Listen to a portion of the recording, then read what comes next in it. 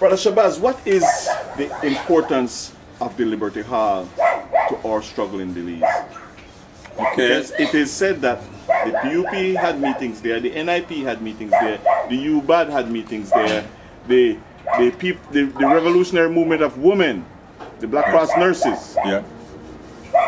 Tell me. Okay, the knowledge I have about the building, it was, number one, it was a Marcus Garvey project. Marcus Garvey, you know, a black revolutionary who started the Negro. Universal Negro Improvement Exactly. Association. And this building was a product or a gift from the same Isaiah Martha. True. Isaiah Martha was a member of the Marcus Garvey movement. And he had a lot of properties that he had acquired in Belize. He willed 2/3 of his estate to the Universal Negro Improvement Association. Yes. And so a lot of it has been lost over the years.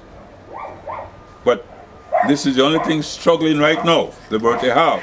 And you see the struggle it has because it's a very old building. It has not been maintained properly. And so, but nearly every group you can talk about has some exposure into Liberty Hall.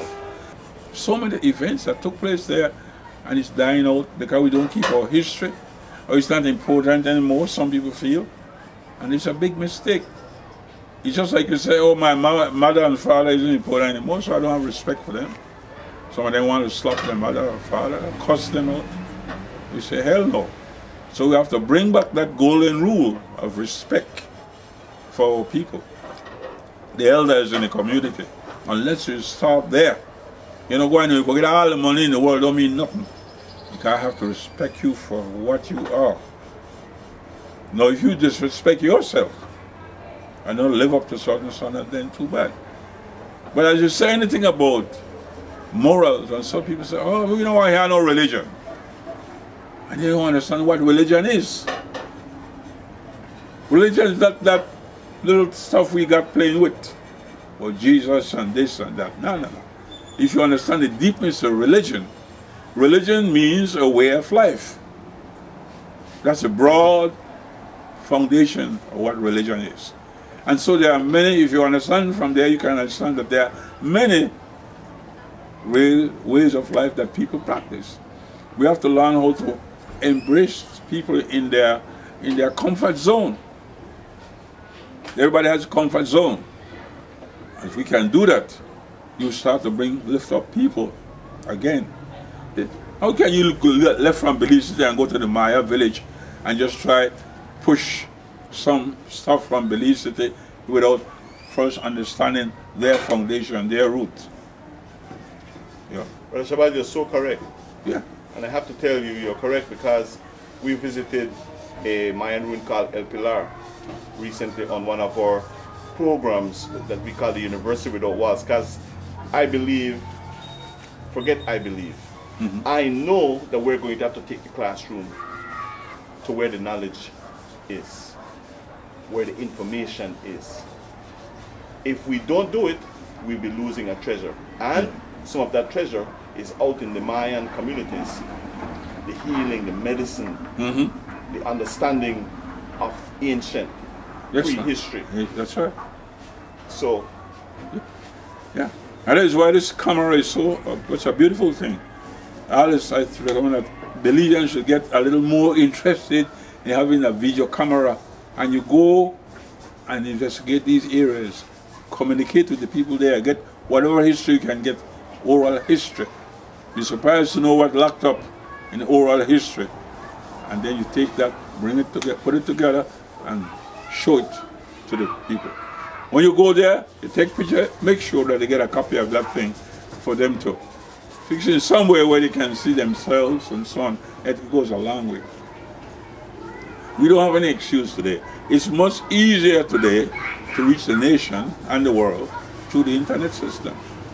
But some will get hooked up on internet and you ignore the very simple thing on your nose. The camera, the regular camera, same simple camera can do so much to bring you into world view. Says the picture speaks 1,000 words. More than 1,000, brother, you know. You know? And the printed is like the printed word. No matter what you do, the printed word will always be there to serve. What do you do today in your own community, in your own family spaces, to get a move on what we need to survive as a people? Well, the whole of life, I don't know where you are, what part of the globe you find yourself. There are three things that has to be incorporated in your life: food, clothing, and shelter. I don't mind all the chat you could make here and there. Food, clothing, shelter. If you understand that, then you have to find ways and means to produce. Production.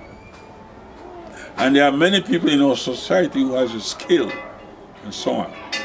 But it has reached a point right now that if you can't do so to these people, you're not getting anywhere.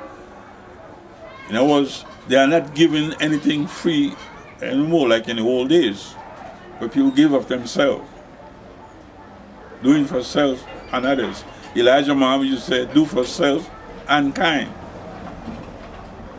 We need to go back to that. It's fundamental. Huh? Imagine your whatever capacity you got that you would like to impart to the community so they can do for self and get away from that jealousy and fear. A lot of us don't want to share the knowledge you got because of fear and jealousy. I'm a mechanic by profession, I used to be. And I had no kind of fear to share my skill with younger people, so I wanted to learn. The other day, while I was in the States, I ran into a boy that used to be in my garage, young boy. And the man make I look like nonsense there. He drive one of those big old tractor trailer, and he learned a lot of skills. Say, Father, when I came home, I tell him, but I met his son, I said, man, he said, he don't know how to thank you, because you have imparted a lot of knowledge that he can live by. We have to bring that kind of thing back. You know, in the old days, my boy days, and you might have catch a part of this too. You go to school, when you come out of school, you got to get to a trade. Whether it's carpentry, the other one, cabinet, that used to be a common thing in Belize. You got old Mr. Carter, who did the radiator. Tailoring, I'm saying. You got to learn something. You're very correct when you say the trades have to come back. That is what we want to do at the Liberty Hall. Yeah. That is what we want to revive at the Liberty Hall. If you can get the people the skills, go in there and give classes, free classes, and people appreciate this. You learn about how you handle your food, how you grow it, how you raise your chicken, how you process whatever. You learn about making your own clothes and mending it, etc. And so, back to free basic. Yeah, food, clothing, shelter. I don't mind, well, it's talking you could talk. It comes down to that. Food, clothing, and shelter. Brother Shabazz, we're not dismissing technology, 21st century. But what's your advice? My advice, you have to learn to incorporate modern technology with fundamentals of yesterday and today. It's still the same. All you can do, for argument's sake, if you are dealing with the land, in the old days you used to go and slash and burn, and then when the time for plant your seed, you just, so the old-fashioned way, the Mayan, and so they take a stick, sharpen the point, and stick, drop in your seed, up, and then thereafter comes the fruit of your labor. Fruit of your labor, and you reap. And in the old days, the family used to come together to reap. Now, most of the people when they reach a certain state, they just broke away. I never broke away like how you broke away. They broke away now for just, and they weaken their position of self-development. So the young person today has abandoned the what we would classify as the cultural intelligence that kept our grandfathers and our benefactors safe. Well, it's more than cultural, you know. It's more than cultural. Culture is only a part of that. you know. But the land base is a part of culture, you know, and all the other things I mentioned that you need, the 3 basic ingredients, food, clothing, shelter. It becomes a part of culture, but it becomes the actual way of life, not just culture.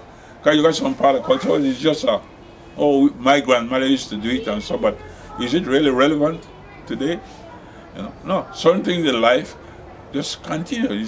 It doesn't end. You have to eat, you have to wear clothes, you have to do the basic thing. It's all wrapped up right there.